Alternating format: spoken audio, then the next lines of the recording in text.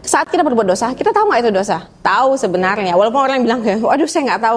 Hatimu masa nggak tahu? Hatimu masa nggak merasa kayak klik a little bit? Aduh, ini kan pasti kita ngerasakan. Cuma kita nggak denial. Human kan denialnya sangat tinggi. Nah, ketika kamu rasa saja, itu kan kamu bisa hentikan. Bisa kamu cegah dari dirimu sendiri. Jadi saat kamu melakukan kesalahan, nanti yang harus nebus adalah kamu. Karena kamu yang melakukannya, kamu harus memperbaikinya. Untuk apa? Untuk memperbaiki pertimbangan kamu di dunia ini. Orang yang kamu salahi harus kamu minta maaf kepada dia supaya kamu bisa dimaafkan dan timbangan kamu bisa bagus. Itu akan berefek ke kehidupan nyatamu. You will become a very responsible person. Kamu akan dipercaya untuk hal-hal yang lebih tinggi. Hidup kamu akan jauh lebih bagus karena kamu hidup secara teratur. Secara duniawi, secara rohani adalah Allah sangat maha pengampun gitu loh. Kita udah diberikan hidup, nyawa, semua sudah lengkap dari ujung sampai ujung. Gak ada bekas jahitan kan. Gak ada tiba-tiba orang yang tangannya kejahit-jahit kan. Atau yang jantungnya kurang. Lupa gitu, Allah turunin. Jantungnya hilang. Gak ada kan. Kita diberikan sudah sangat sempurna. Masa kita dosa juga masih mau maksa Allah yang nebus? Allah gak tagih setiap nafas kita. Otak kita gak ditagih miliaran aja. Udah harus bersyukur. Coba berapa harga jantung? Berapa harga ginjal? Berapa harga bola mata kita? Gak ada harga kan? Kamera terbaik di dunia, gak ada yang bisa ngalahin dengan bola mata kita. Bola mata kita pandangannya tuh unlimited jika tidak rusak dan tidak apa-apa ya. Jadi itu saja, kamu harus mikir, masa dosa kamu juga kamu suruh Allah yang tanggung gitu loh. Keterlaluan gak ini? Udah diciptain, gratis, bagus, lengkap, sempurna. Ngeyel lagi, kan? Tapi Allah maha pengampun karena kita bisa memohon ampun. Harusnya, kalau kita diberikan begitu, nggak boleh mohon-mohon dong. Masa dikasih jantung minta hati? Nggak boleh kan? Tapi karena Allah maha pengampun, saat kita memohon ampun akan dihitung. Tapi masalah pengampunannya, apakah kamu bisa menebus kekuatanmu sendiri? Cukup itu doang yang kita manusia lakukan di dunia ini. Nggak banyak kan?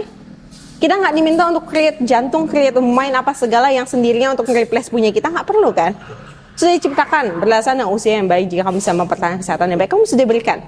Jadi kamu cukup tebus dosamu dengan benar, kamu stabiliskan kamu ya timbangan, baik dan buruk kamu stabiliskan, kamu bisa kembali menjadi ke mata Allah, suci sempurna seperti saat kamu dilahirkan ke dunia ini. Sudah cukup itu saja. Nggak cukup fair apa gitu loh. Di dunia kamu dapat berkahnya, di akhirat juga kamu dapat berkahnya. Betul?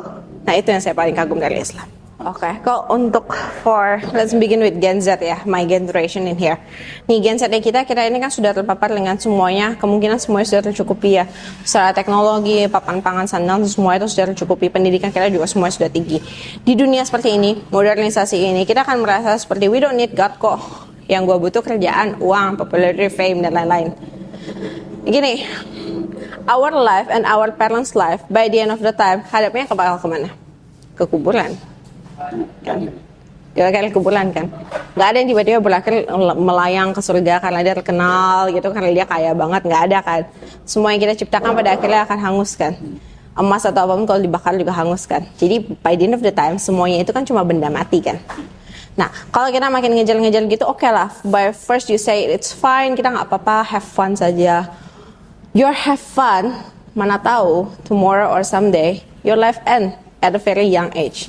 Kalau kita masih belum memanfaatkan semua nih luxury yang udah kita pakai, yang kita udah ada untuk mencari kebenaran, sepertinya orang tua atau pendahulu-pendahulu kita lakukan, there is nggak ada namanya exclusivity karena kamu Gen Z, jadi ada jalur yang lebih cepat atau kayak ada jalur lain nih. Kan Gen Z kan suka berpikir gitu ya, ada jalan pintas. Nggak ada jalan pintas ke surga itu. Jalan pintas ke surga masih tetap sama.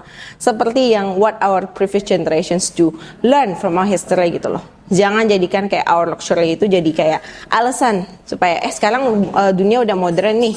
Nah, nggak boleh jadi kayak alasan dia begitu. Cari aja Tuhan. Kalau nggak mau cari Tuhan, coba didengarkan dulu. Study, belajar. Jadi use our luxury itu untuk belajar lebih dalam.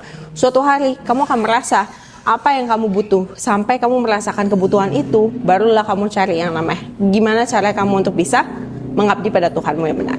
Itu untuk Gen Z kita. Nah untuk para mualaf like this ya, mesti saya akui hidup banyak mualaf itu saat mereka memilih untuk berpindah, untuk bersyahadat itu susah, hancur. Banyak dari segala sisi itu kayak diserang habis-habisan. Bahkan saya merasa, bahkan saya yang sudah, saya lumayan ya, Allah berikan saya berkat cukup banyak, saya sudah independen, saya sudah berdiri sendiri. Dan saya kuat untuk bisa kayak memberitakan dakwah atau memberitakan sharing pengalaman saya tanpa ada intimidasi dari sisi keluarga atau sisi ekonomi saya. Walaupun ada cacian maki dari luar, hanya itu saja yang saya terima. Tapi saya tahu banyak mualaf yang di luar itu tidak bisa speak up at all. Karena penyiksaan, karena ada tormention, atau karena ada ancaman-ancaman dan segalanya. Karena ada tormention, atau karena ada ancaman-ancaman dan segalanya. Kita itu memang harus bertahan sedikit-sedikit, karena apa yang kita mualaf lakukan emang berpindah susah. Karena kita belum 100% muslim, kita juga sudah bukan yang lama lagi. Nah, cara yang kita adalah we find our own path gitu loh. Path kita juga nanti di mata Allah akan berbeda. Tidak akan termention yang kamu tahan. Kalau kamu tahan dengan benar, nanti ada jalannya. Jadi emang harus tetap bertahan dan coba sekuat tenagamu adalah menggunakan kemandirian. Paling utama bagi mualaf-mualaf adalah you have to try to stand alone. Karena that's our path gitu loh. Good or bad, it will end up good. Karena jalan hidupnya berbeda. Jangan envy other people and everything. Jangan merasa kayak aduh terlalu susah saya mundur lah. Mundur juga nggak berarti hidupmu lebih gampang. Hidupmu bisa 2 kali lipat lebih susah sebelum kamu maju atau mundur. Jadi tetap aja, maju aja terus, it's fine.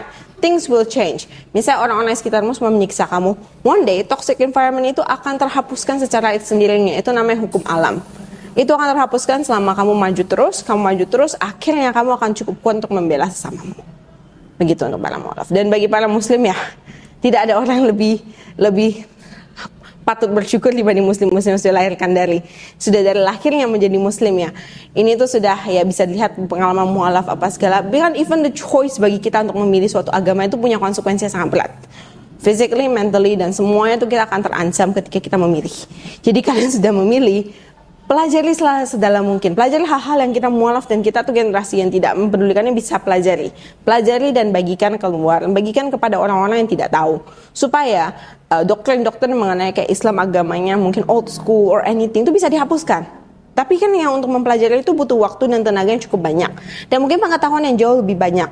Dan di mana people that born to Muslim bisa melakukannya dengan lebih mudah. Nah itulah tugas-tugasnya. Jadi setiap manusia itu dilahirkan dalam bumi sudah ada tugas-tugasnya. Itulah kurang lebih golongan-golongan dan tugas-tugasnya kita mesti lakukan kepada Allah. Karena pada akhirnya yang kita kejar adalah akhirat gitu loh.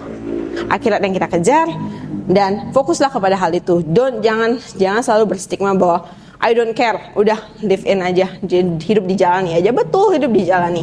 Tapi harus tetap you care at least about your God. Yang sisanya kamu nggak mau care, oke lah, fine. Paling nggak when you die kamu sudah menjamin nih posisinya, itu saja.